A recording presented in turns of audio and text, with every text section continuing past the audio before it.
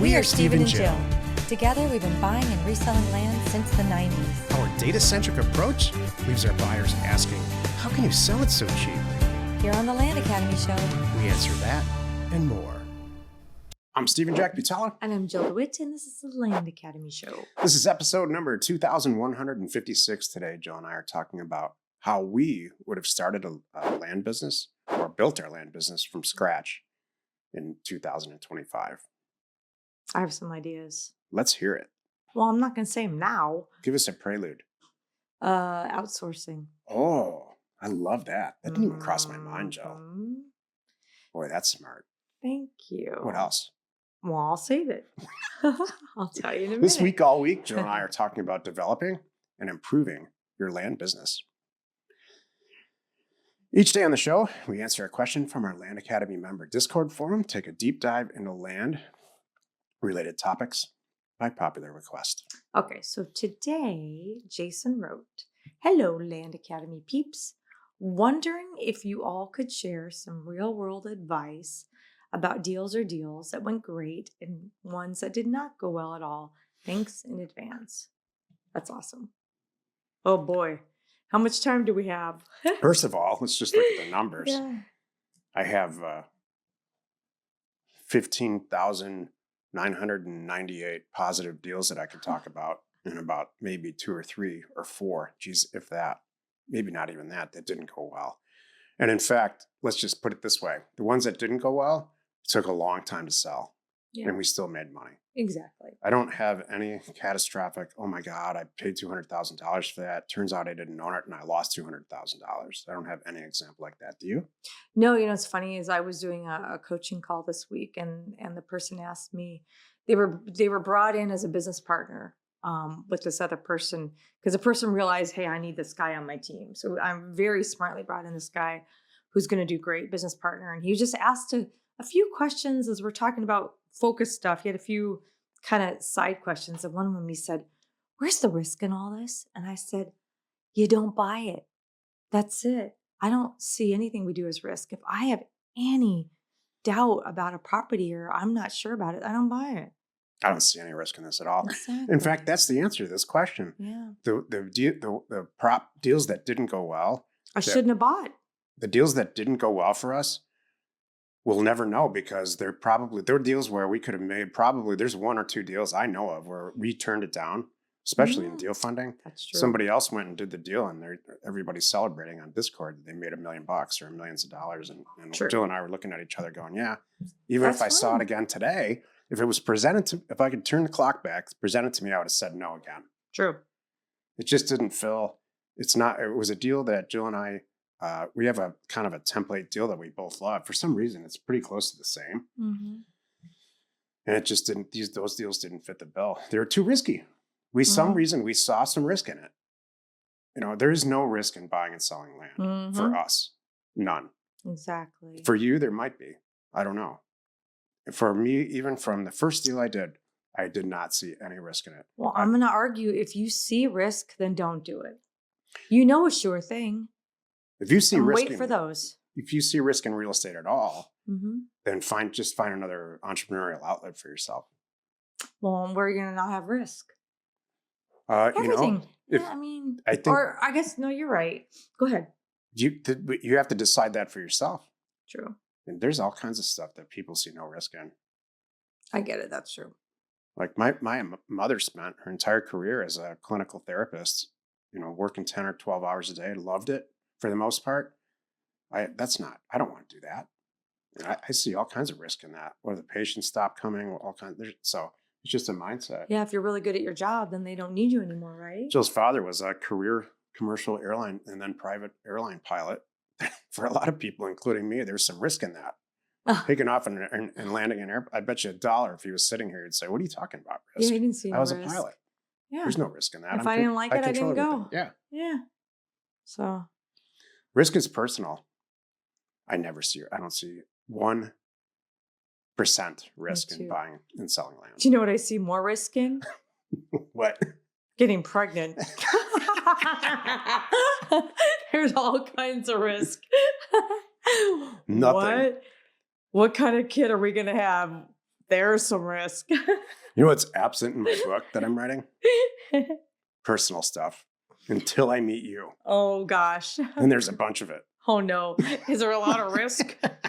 Is there a whole chapter on risk? Risk before jail and risk after jail?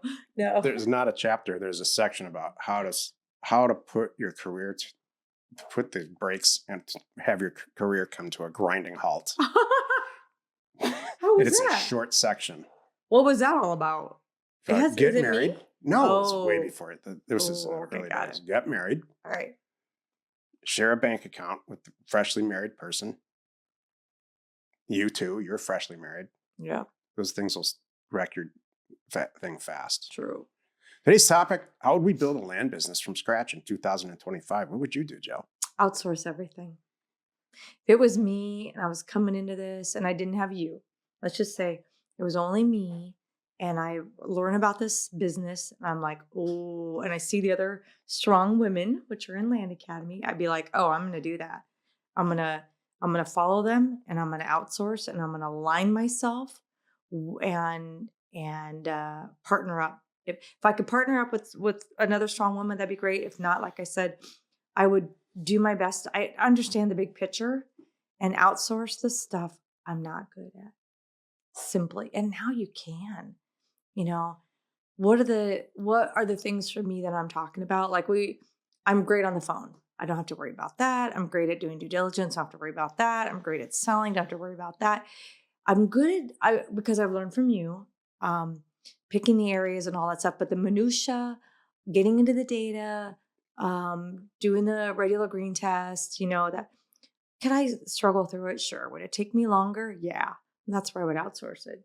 I would have other people, then I would pay them to help me run these tests. I know what I want. I know what it should be in the outcome.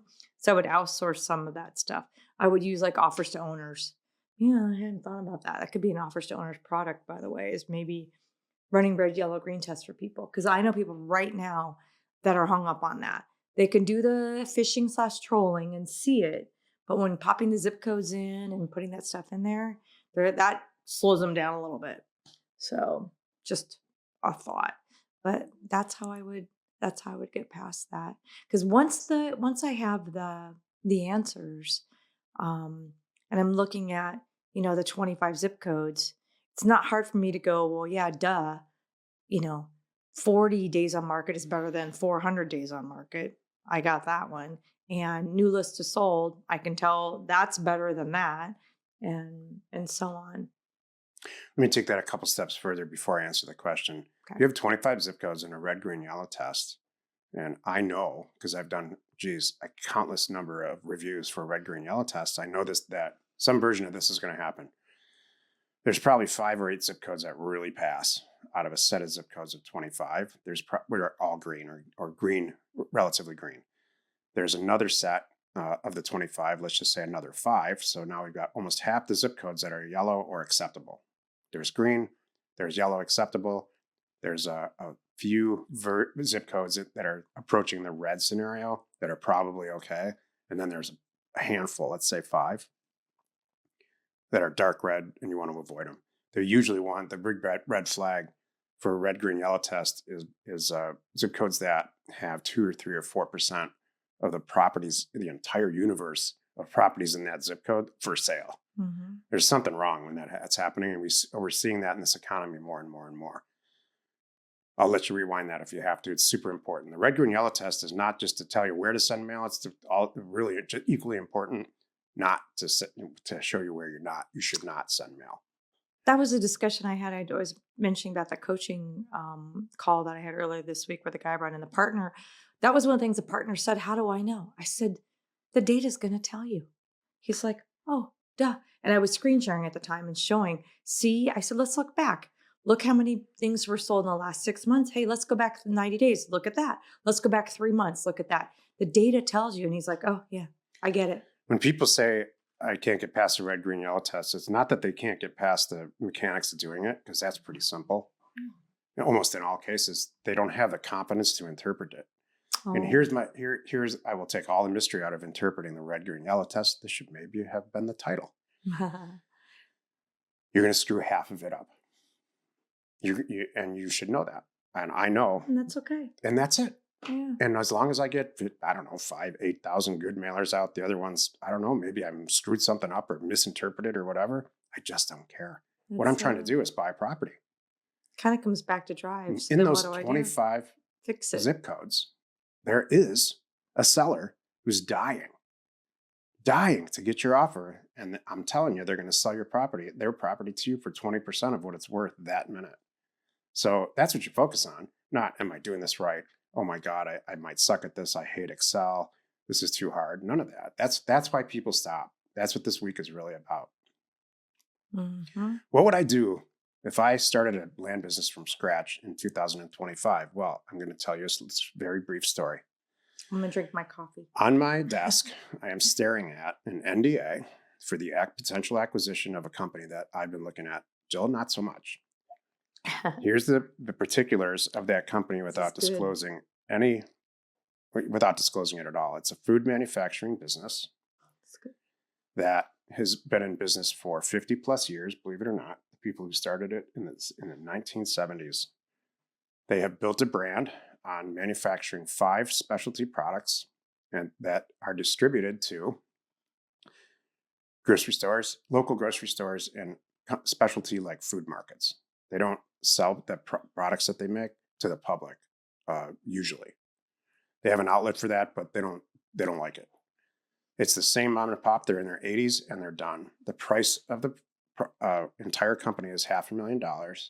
They make about $320,000 a year. They have for the last 5 years. I didn't ask for financial statements prior to that. They have an unrelated third-party accountant that does the equivalent of a desk audit every year. They don't do their own financial statements. The only reason I bring it up is because it's real. Financial statements are real and reviewed by an unrelated third party, a lot like what's happening in our federal government right now. So why wouldn't I do this deal?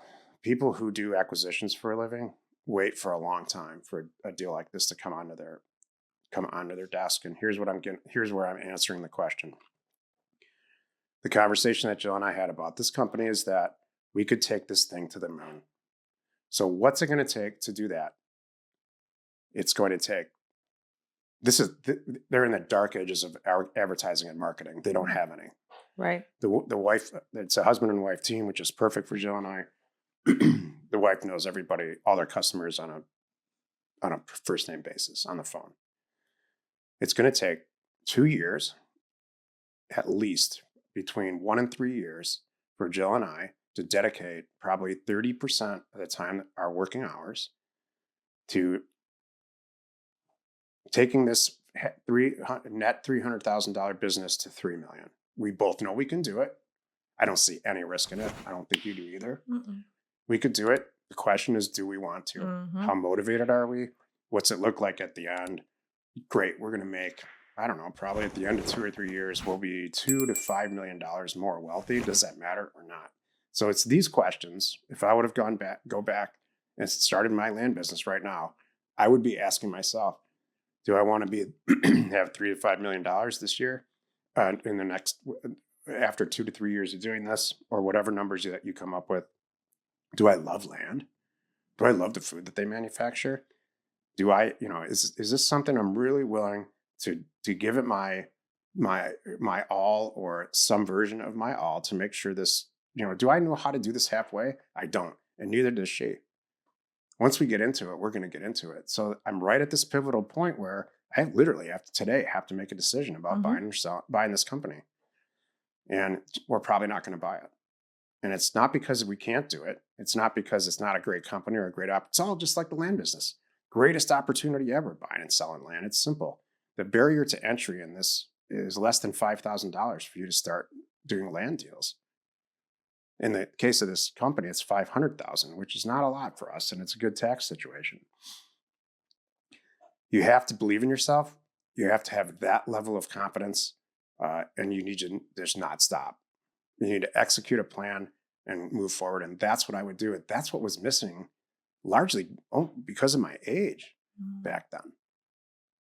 So it's all about looking in the mirror and grabbing whatever resources you can find on the internet to to help you create or redevelop a dynamic personality, to get on the phone and do some amazing stuff and just forget about failing or where money's coming from or all of that, because you're going to wake up one day soon, if you do that, very wealthy. Join us tomorrow where we discuss how to stay profitable in a slower land market, which is right now. You are not alone in your real estate ambition. We are Jack and Jill. Information And inspiration. is by undervalued property. We hope you found our content valuable and we appreciate your support. If you have not already, please check out our channel and hit the subscribe button. And your comments and suggestions help us to create the content you're here for. Hitting the like button helps to support our channel's algorithm and gauge your interest for future shows.